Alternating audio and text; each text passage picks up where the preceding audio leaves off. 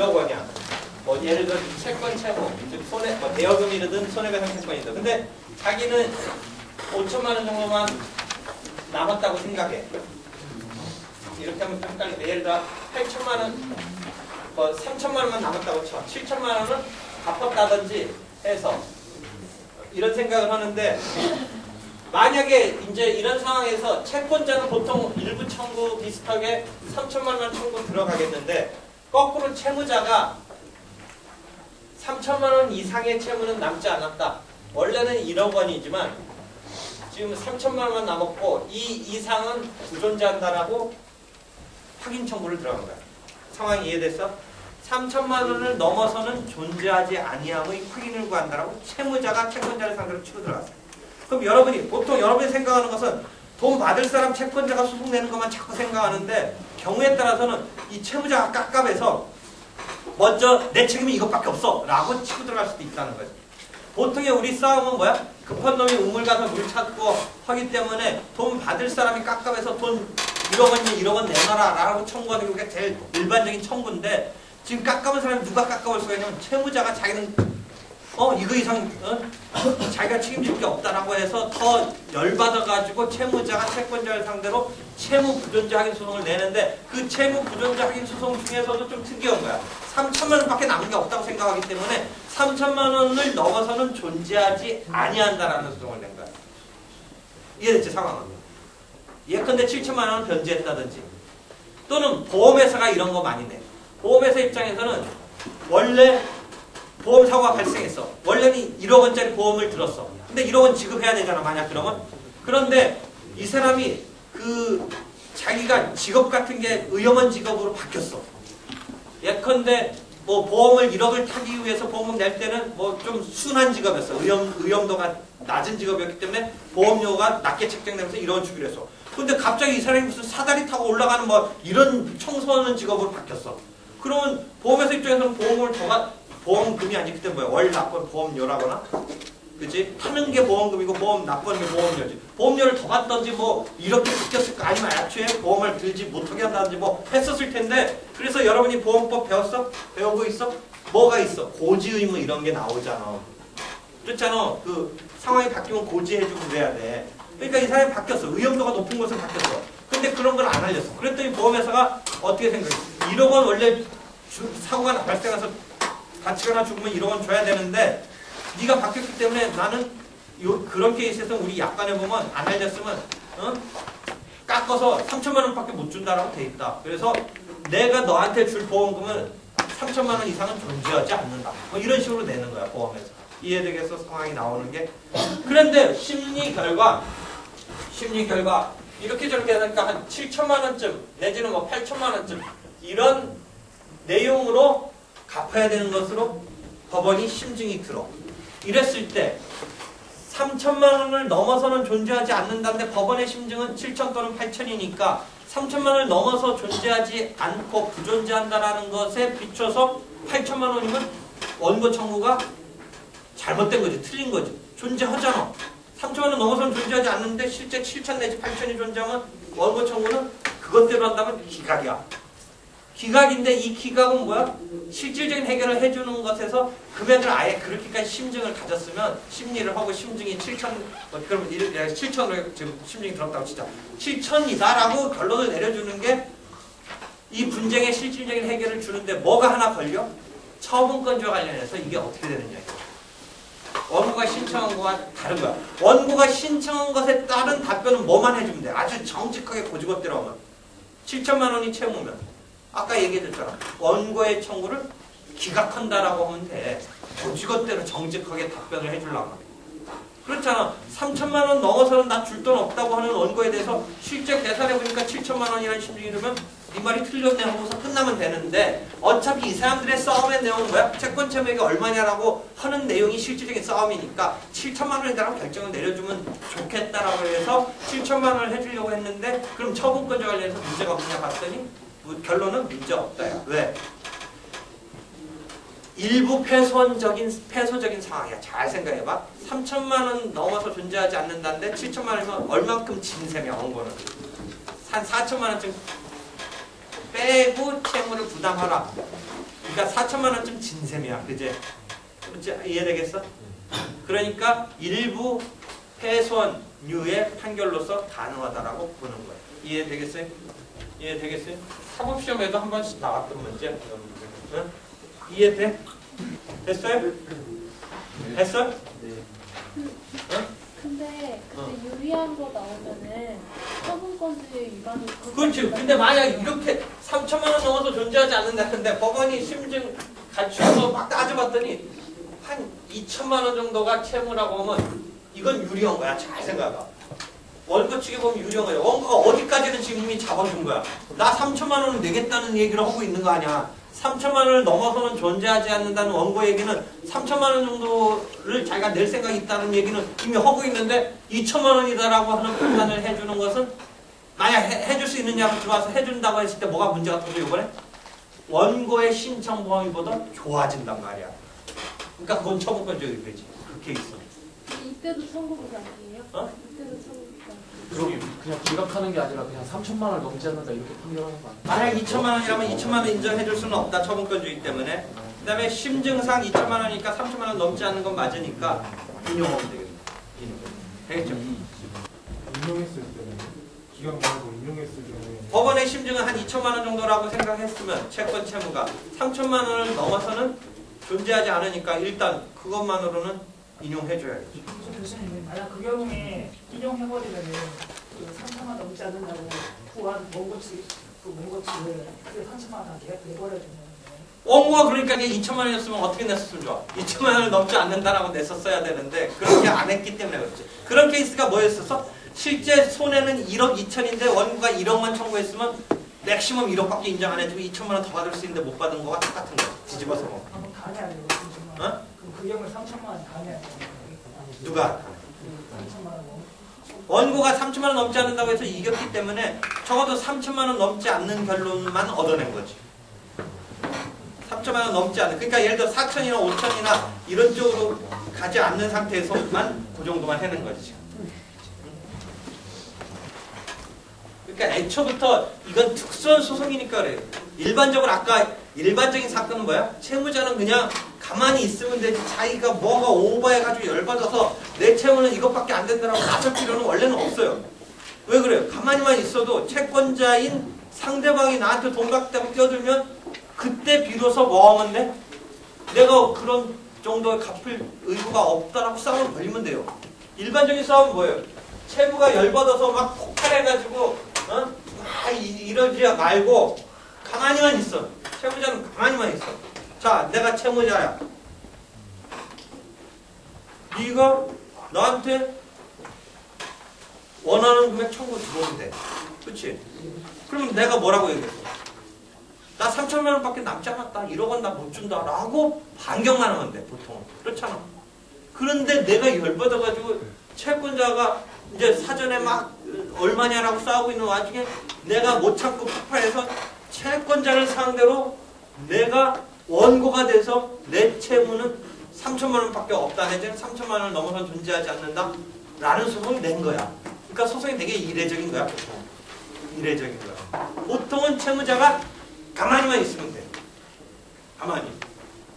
응? 근데 채무자가 열받고 이렇게 뛰어든 거야. 응?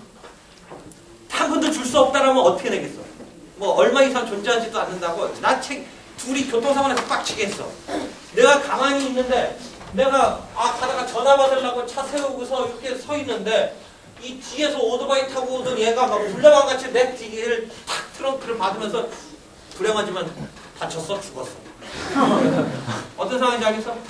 내가 잠깐 전화 받으려고 차 옆에 세우고 있었는데 뭐 와가지고 그래서 나는 내가 전화 받으려고 갓길에 제대로 깜빡등 켜고 있었는데 불나방처럼 속도 못 줄이고 와가지고 그냥 커브길인데 앞 전방 중심을 잘못하고 와서 들었어.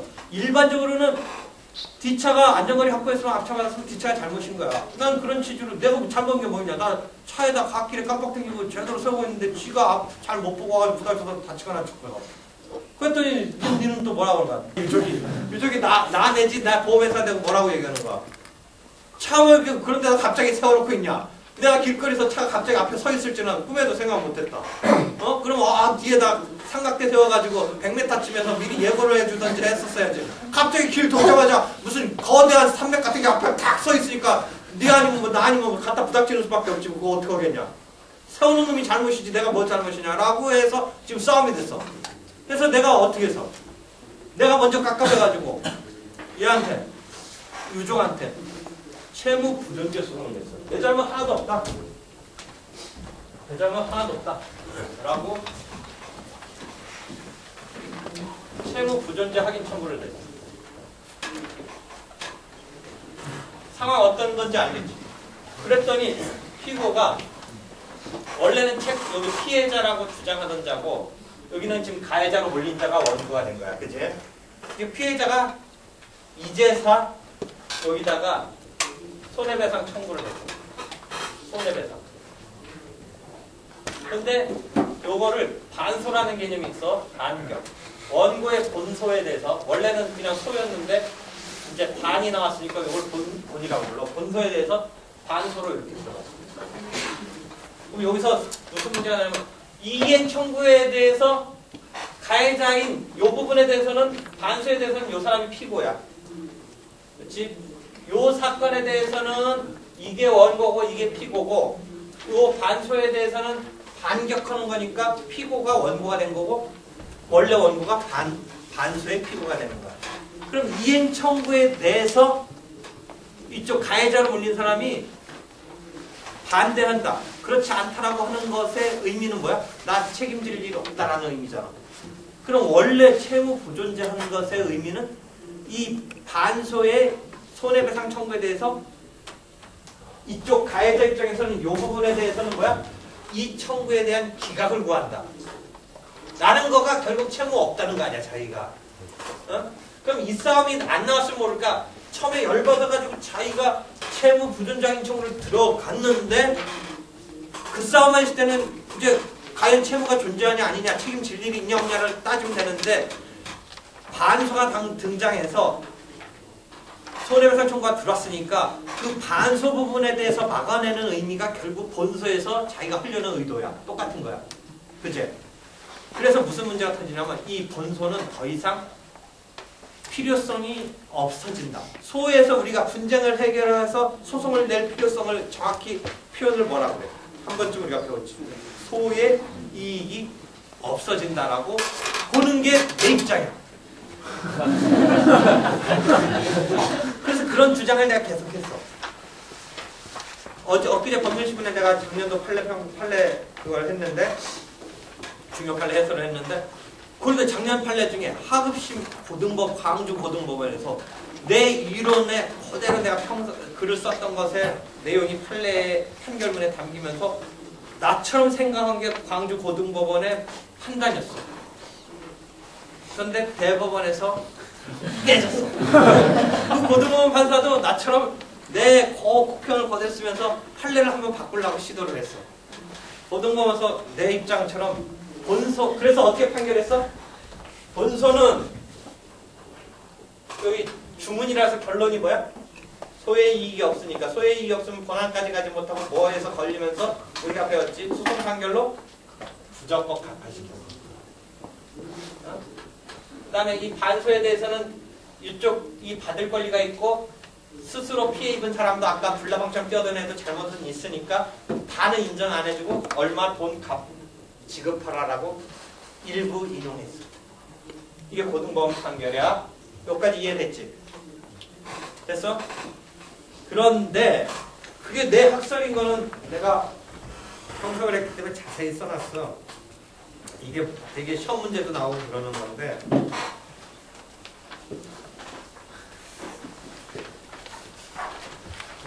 13-30에 13- 역번호 13-30에 각주 17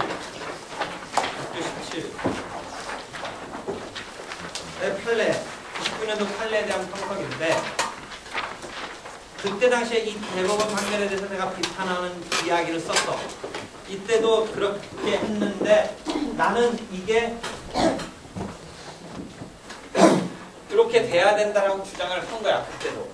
그래서 요번 특이하게 요번 작년에 나온 판례 중에 하급 시민 고등법원이 이런 식으로 했어. 본소는 소의 이익이 더 이상 유지할 필요가 없어서 부적법 각하된다라는 나와 같은 생각의 판결을 했는데 역시 요 작년 사건의 대법원서는 이렇게 보면 안 된다라고. 99년 판례하고 똑같아요. 그러니까 요 고등법원은 99년에 그런 판례가 있는데 깰 생각으로 한번 도전한 거야.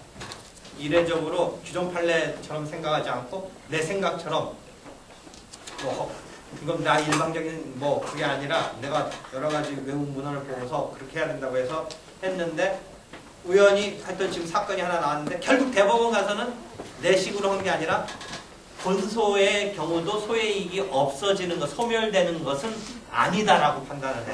근데 나는 소멸된다라고 보는 거야. 왜? 반소 부문에 이행 청구가 들어온 것인 이상 이행 청구에 대해서 반격해서 싸우는 내용이 결국은 채무가 존재하지 않는다는 본서에 원래 먼저 내세웠던 그 싸움을 여기서 벌리면 되는 것이니까 굳이 본서는 이제 없어져도 된다라는 게 본서는 소 부적법 각하로 소이의 이익이 없어서 부적법 각하된다는 게 내 이 생각인데 최근에 대법원까지 올라온 사건에 왜 올라오게 됐냐 봤더니 고등법원서 내 생각처럼 뜬 거야. 근데 다시 대법원서 그렇다고 해서 본소의 소의 이익이 소멸되는 것은 아니다라는 판례가 그대로 유지하는 그 내용이 작년에 또 한 번 나온 거야. 그 99년도처럼. 99년도 대법원 판결에 대해서 나는 반대한 거야. 이해됐어? 됐어? 그러니까 채무 부존장의 소송은 그 자체에 좀 이례적인 거야. 생각해봐. 채무자가 그냥 가만히만 있어도 당장 심정적으로 괴롭고 소송 바깥에서야 채권자가 돈 내놓으라고 하고 있지만 그냥 가만히만 있습니다. 일단 누가 급한 놈이야. 돈 받을 피해자인 채권자가 급한 놈이지. 이 채무자는 일단은 소송 바깥에서는 심정적으로 괴롭지만 당장 돈 내놔야 될 상황으로서는 법적으로는 가만히만 있으면 돼. 아직은. 그런데 자기가 열받아가지고 채권자라고 지금 자기한테 돈 받겠다고 하는 사람을 대상으로 부존재 소송이 들어간 거야. 특수한 거야. 이해되겠지? 또 다시 아까 정리할게. 채무 부존재 소송에서 3천만 원은 넘어서는 존재하지 않는다라고 했을 때 심증이 반대로 2천만 원 들었을 때는 2천만 원 판결해주면 심증대로 한다면 해줘야 될 것 같이 언뜻 보이지만 처분권자의 의뢰에 대해서 그렇게까지 좋게는 못하고 3천만 원이 넘지 않는 것으로 끝나야지 2천만 원까지 가면 안 되는 거야. 그러니까 심증에 대한 판단을 할 수는 없다. 그냥 인용하고 끝나면 돼. 그렇게 되면 3천만 원 넘지 않는 건 맞으니까. 그치? 또 반면 7천만 원이라고 심증이 들면 7천만 원으로 확정해줘도 돼.